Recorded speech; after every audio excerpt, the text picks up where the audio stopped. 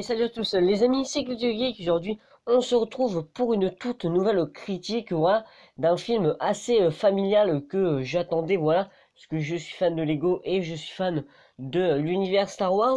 Alors c'est tout simplement la critique du film Star Wars, enfin Lego Star Wars, histoire terrifiante, voilà, qui est sorti le 1er octobre sur Disney+.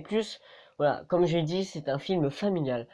L'histoire. Alors, Poe Dameron va s'écraser tout simplement sur Mustafar et va faire la rencontre du cousin de Jabba le Hutt qui répare un petit peu le château de Vador pour le transformer en hôtel de luxe. Voilà.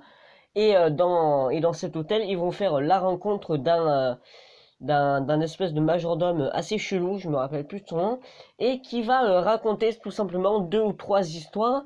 Alors je me rappelle plus du nom des histoires. La première histoire, c'est l'histoire de Ren, voilà, de Kylo Ren, voilà comment il est devenu méchant. La deuxième histoire, c'est tout simplement Dark Maul et le robot, alors Dark Grievous, je crois qu'il s'appelle comme ça, Général Grievous, pardon, qui tout simplement vont s'affronter pour récupérer un sabre laser, pardon, assez puissant. Et ensuite, la troisième histoire, eh bien, c'est tout simplement, je ne me rappelle plus. Voilà, je ne me rappelle plus. Alors, bon, du coup, alors, Poe va faire la rencontre d'un jeune petit garçon, donc un pilote, c'est plutôt un bricoleur qui travaille du coup pour nourrir sa mère, puisque sa mère a rencontré un petit peu le côté obscur et du coup les gens ne lui font plus confiance. Donc du coup le petit garçon est obligé de travailler pour pouvoir tout simplement nourrir sa famille. Au bout d'un moment, ce petit garçon va tout simplement trouver un sabre laser. Voilà, un sabre laser qui est magnifique. Voilà, c'est le sabre laser de la deuxième histoire. Voilà, j'essaye toujours de me rappeler de la troisième histoire, même si je ne m'en rappelle plus. Voilà. Sinon, après, donc du coup, oui, il va trouver le sabre laser et il va trouver une espèce de pyramide qui exauce les souhaits. Ah voilà, donc du coup, la troisième histoire, c'est sur une patte de Wookiee.